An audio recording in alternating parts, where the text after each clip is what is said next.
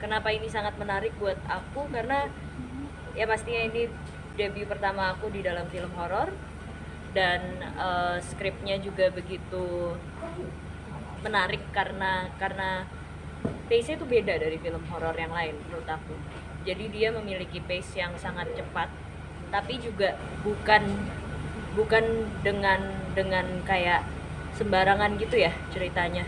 Jadi terkadang kan kita ada rasa tuh kalau misalkan nonton film tuh ini kapan selesainya sih, atau oh plotnya begini doang gitu. Tapi ini aja aku yang udah tahu skripnya sampai endingnya seperti apa, pas aku preview sendiri sebelum masuk CGI dan lain sebagainya, aku sendiri agak kaget dengan bagaimana film ini ujung-ujung dari film ini sendiri gitu. Jadi it's going to keep you on the edge lah gitu kalau aku bilang. Karena kita nggak ada yang tahu apa yang akan terjadi, dan Tia, peran yang aku mainkan ini, dia yang membawa penonton untuk bisa mengikuti dan memecahkan misterinya bersama gitu, apa yang terjadi di dalam kos-kosan yang dia datangi ini. Cara main film horor salah satu keinginan kamu juga jadi. Iya. Gimana? Karakternya gimana tuh? Jadi pendalamannya ya, dan direction yang diberikan sama mereka, bagaimana Cheryl bisa memainkan peran ini dengan menjadi cewek yang bisa dibilang introvert sekali.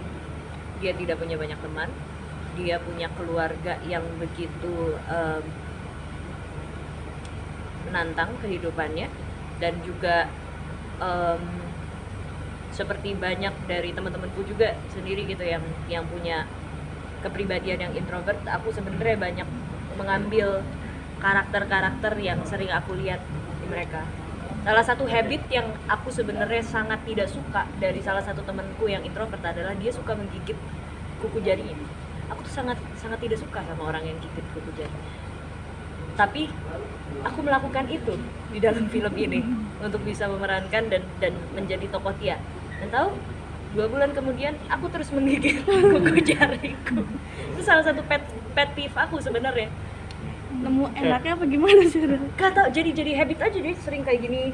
Terus ujung-ujungnya kan aku main gitar ya. Jadi kuku kiri aku biasanya rata, habis itu yang kuku kanannya ini panjang-panjang. Ini tuh tadinya udah sampai kayak miring karena sering aku gigitin banget. Nih aku aja ngebayangin aku sampai merinding karena nggak suka. Tapi lama-lama aku tuh punya banyak wasabi di rumah. Akhirnya itu salah satu habit yang aku lakuin. Jadi pagi-pagi aku taruh jari aku di wasabi untuk ngilangin peran Tia ini. Dari habit aku lagi meeting gini. Berarti peran Tia Sampai ini ke bawah-bawah ya? Ke bawah ke kehidupan pribadi juga ya selanjutnya. Lumayan karena banyak sekali, mungkin agak teaser sedikit dari perannya Tia ini, yang menurut aku salah satu yang relatable juga kepada penonton adalah teman-teman di sini suka ngalamin yang kayak mimpiin sesuatu nggak ngucapin ke orang, habis itu besokannya kejadian nggak? Pernah nggak kayak gitu? Kayak nggak tau lah, kayak mungkin dikasih kayak titipan gitu loh, penglihatan gitu untuk apa yang terjadi besokannya. Nah peran Tia tuh sering seperti itu. Jadi banyak pertanda tentang kakaknya, banyak pertanda tentang keluarganya, itu dititipkan lewat mimpi-mimpinya dia. Mungkin karena aku terlalu membaca skripnya dan mendalami karakter ini, sering terjadi tuh itu pun di aku gitu. Bisa dibilang nggak cuman setelah melakukan film Tumbal Kanjeng Iblis ini, tapi bahkan dari sebelumnya aku pun mengalami itu. Setelah mendalami film ini dan karakter ini memiliki kepribadian yang seperti itu, akhirnya aku sadar bahwa karakter Tia ini dia sangat peka. Jadi dia sangat merasakan apa yang ada di dalam mimpinya untuk diwujudkan gitu di kemudian hari.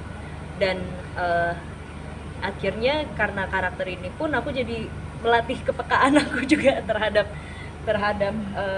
sekitarku. Jadi sering tuh kejadian juga seperti itu. Pengalaman mistis. Pengalaman mistis. Pengalaman mistis sendiri. Jadi aku itu ya lagi dan lagi pengalaman mistis di kamar mandi. selama kita lagi syuting di sini ada satu kamar mandi yang emang letaknya tuh ada di belakang lahan kita syuting ini gitu. Dan itu jarang orang ada yang kesana soalnya jauh sebenarnya dari lokasi set kita gitu. Tapi karena aku sudah sangat nyaman dan sudah tahu tentang satu tempat itu, jadi ya aku nyamanin diri aja gitu kemanapun ya, yang penting cepet beres balik lagi ke set gitu. Aku kesana dan ada suatu momen aku melihat ada orang yang sedang berjalan di dalam kamar mandi itu, jadi aku cuma ketok aja, dibales aku tunggulah di depan situ. Ada satu talent coordinator yang datang untuk panggil aku ke set lagi, tapi pas aku ada di depan kamar mandi itu, dia cuma kayak ya gitu ngomong sama aku, kenapa sih, kenapa mas, coba deh dibuka, dan pas dibuka itu ternyata nggak ada orang. Dan ternyata banyak teman-teman lain yang di set yang mengalami hal tersebut, dan katanya memang ada penunggunya. Tapi selama dia tidak mengganggu aku dan tidak bikin aku lupa sama adegan aku sih ya kayak ya udah nggak apa-apa.